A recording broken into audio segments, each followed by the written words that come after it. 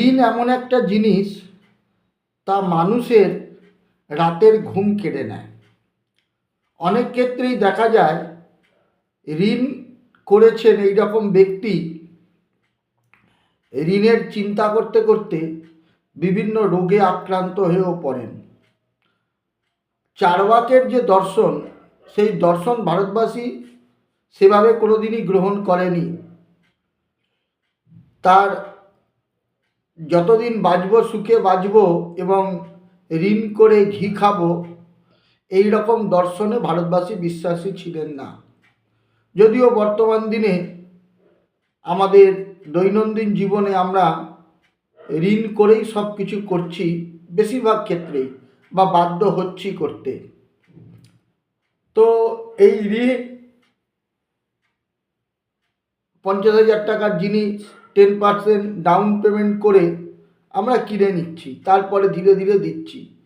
এর একটা সুবিধা যেমনি আছে, আর একটা কুফল হলো চিন্তা। হঠাৎ করে যদি আমাদের আয়ের যে জায়গা, সেই জায়গায় কোনো রকম সমস্যা তৈরি হয়, তাহলে ঋণ পরিশোধ করাটা আমাদের কাছে কষ্টসাধ্য হয়ে ওঠে। মানুষ তখন কিন্তু চিন্তাগ্রস্ত হন এবং রোগাক্রান্ত হয়। তবে এটাও ঠিক, এই যে লোনের মাধ্যমে যে জীবন আজকে চলছে, তার আগেও মানুষ ঋণ করতেন সুদে, টাকা ধার নেওয়া। তাতেও কিন্তু আমরা দেখেছি তিনি বেশিরভাগ ক্ষেত্রে বা অনেক ক্ষেত্রেই মানুষ নিঃস্ব হয়ে যেতেন। তো আমার মুখ্য কথা হচ্ছে, আজকের দিনেও অনেক জায়গায় দেখা যাচ্ছে যে মানুষ এই রকমভাবে ঋণ করেছেন এবং ঋণ থেকে মুক্ত না হতে পারার কারণে বা ঋণের চিন্তায় পারিবারিক অশান্তি, শারীরিক অসুস্থতা ইত্যাদি সৃষ্টি হচ্ছে। এখন এই যে ঋণ, এই ঋণ থেকে সহজের মুক্তির উপায় শাস্ত্রে আছে। শাস্ত্রে বিভিন্ন রকম ঋণ মুক্তির উপায় বলা হয়েছে। অত্যন্ত সহজ উপায় হলো ঋণমোচন মঙ্গল স্তোত্র পাঠ। রাশিচক্রে কোনো জাতক অথবা জাতিকা, অর্থাৎ কোনো পুরুষ অথবা মহিলার রাশিচক্রে বেশিরভাগ ক্ষেত্রে মঙ্গল যখন অশুভ অবস্থায় থাকে, সেই ক্ষেত্রে মানুষের ঋণগ্রস্ত হওয়ার একটা সম্ভাবনা থাকে। তো এই মঙ্গলের স্তুতির দ্বারা কিন্তু ঋণ মোচনে হতে পারে। অনেক রকম পদ্ধতি আছে এই মঙ্গলস্তোত্র পাঠ ছাড়াও। তো সহজ পদ্ধতি হচ্ছে, আপনি দৈনন্দিন জীবনে এই স্তোত্র পাঠ করুন। স্তোত্রটা কি? মঙ্গল ভূমিপুত্রশ্চ ঋণহন্তা ধনপ্রদঃ স্থিরাসন মহাকায়ঃ সুখ সৌভাগ্যদায়কঃ লহিত লহিতাঙ্গশ্চ সামগানং কৃপাকরঃ। তারপরে বলছে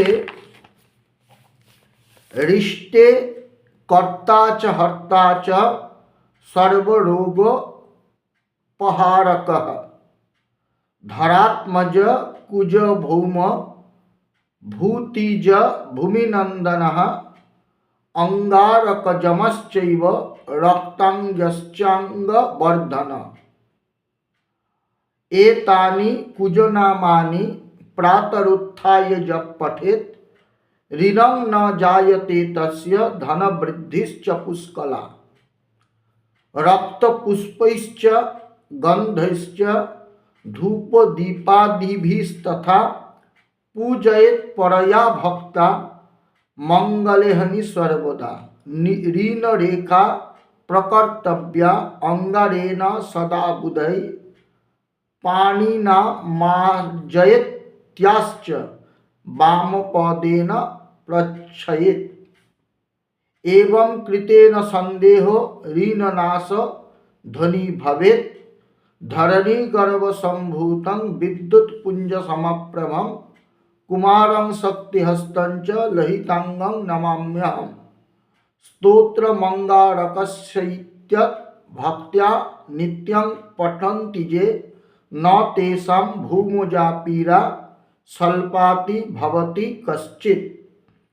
अंगारक महाभाग भगवन् भक्तवत्सल त्वं नमामि महाशेष मृण मासु विनाशय ऋण रोगादि दारिद्र्यं जे चान्ये चाप मृत्यवः भय क्लेश मनस्ताप नश्यन्तु मम सर्वदा अतिवक्र दुरारोग्य भोग मुक्त जितात्मनः तुष्टो ददासि साम्राज्यं रुष्ट हरसि तत्क्षणात् विरिञ्चि शत्रु विष्णूनां मनुष्याणां च का कथा तेन त्वं सर्वसत्येन गृहराज महाबल पुत्रान् देहि धनं देहि तमस्मि शरणं गत ऋण दारिद्र दुःखेन ग्रस्त शत्रु वसंगत एभिः द्वादशभिः श्लोकैः स्तुति च धरासुतं महतिं श्रियमाप्नोति यपरो धनदो युवा। स्कंद पुराणेर भार्गव प्रोक्त स्कंद पुराणे भार्गव प्रोक्त ঋণমোচন স্তোত্র। এখানে দেখুন একটা পরিষ্কার কথা বলা আছে যে মঙ্গলের এই যে নাম, এখানে যে নামগুলো আছে এগুলো কিন্তু একটা নাম, মঙ্গলা, ভূমিপুত্র, তারপর একটা চ আছে, তারপর ছয় চয়, মঙ্গলা ভূমিপুত্রশ্চ, মঙ্গল ভূমিপুত্র এবং ঋণহন্তা ধনপ্রদ স্থিরাসন মহাকায় সুখ সৌভাগ্যদায়ক, এইগুলো এক একটা মঙ্গলের নাম। এই বলছে যে এই সকল নাম সকালবেলায় উঠে যদি কেউ স্নান টান করে পাঠ করে তাহলে কি হবে, ঋণং ন জায়তে তস্য, ঋণ তার আর থাকবে না। ধন বৃদ্ধিশ্চ পুষ্কলা, তার প্রচুর ধন বৃদ্ধি পাবে। বলছে যদি এই স্তোত্র পাঠের পর মঙ্গলের উদ্দেশ্যে কেউ লাল ফুল, লাল চন্দন, ধূপ দ্বীপ ইত্যাদির দ্বারা মঙ্গলের পুজো করে তাহলে তিনি আরও বেশি ফল লাভ করবেন। হাতে যদি ঋণ রেখা থাকে তাহলে এই স্তোত্র পাঠের দ্বারাও তিনি উপকৃত হবেন। বলছে পানি মানে পানি না মানে হাতে জল নিয়ে মার্জন করবে, বাম পায়ে সেই জল ঢালবে, তাই ধন লাভ হবে এবং ঋণ নাশ হবে। এরপরে মঙ্গলের প্রণাম মন্ত্রটি বলা হয়েছে, ধরণী গর্ভ সম্ভূতং বিদ্যুৎ পুঞ্জ সমাপ্রভম কুমারং শক্তিহস্তঞ্চ মঙ্গলম প্রণমাম্যহম। এরপরে বলছে এই স্তোত্রটি নিয়মিত যদি কেউ পাঠ করেন, ঋণ মোচন মঙ্গল স্তোত্র, তাহলে তার এই ঋণ মোচনের সাথে সাথে আরও কিছু জিনিস সে লাভ করবে। এক তো ঋণ মোচন হবে, দুই ধন বৃদ্ধি হবে, এরপরে হচ্ছে রোগ যদি শরীরে কিছু থেকে থাকে সেই রোগের বিনাশ হবে, দারিদ্রতা যোগ কাটবে, ভয় থেকে সে মুক্তি পাবে, ক্লেশ বা কষ্ট থেকে সে মুক্তি পাবে, তার মনস্তাপ নষ্ট হবে, অতিবক্র দুরারাধ্য ভোগ মুক্ত জিতেন্দ্রিয় জিতাত্মন।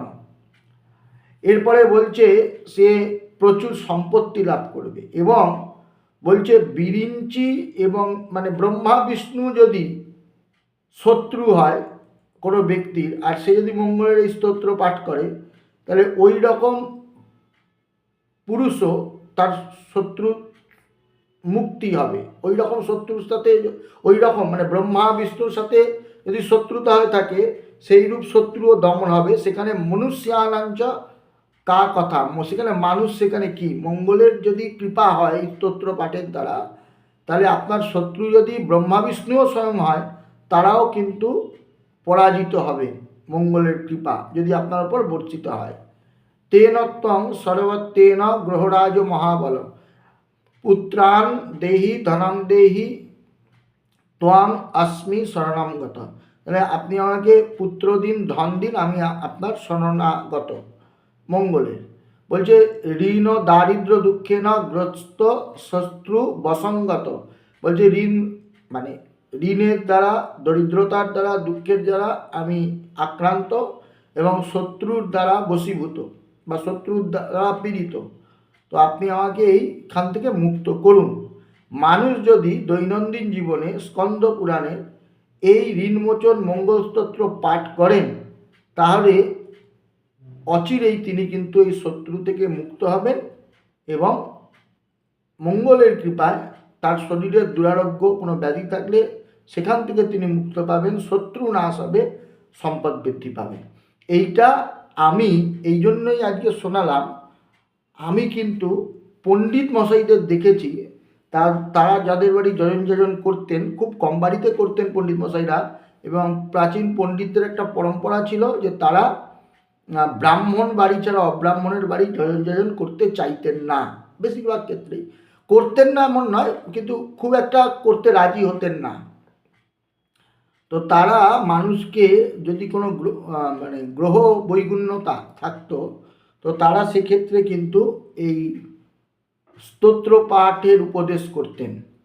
যেখানে যেখানে ওং আছে বা প্রণবের ব্যবহার আছে, ব্রাহ্মণের ক্ষেত্রে, অব্রাহ্মণের ক্ষেত্রে নম বলতে বলতেন। এবং আমি অনেককে দেখেছি পণ্ডিত মশাইদের আদেশ অনুসারে, উপদেশ অনুসারে এই স্তোত্র পাঠের দ্বারা তারা প্রভূত উপকার লাভ করেছেন। তো আমি তাই এটাকে উপস্থাপন করলাম।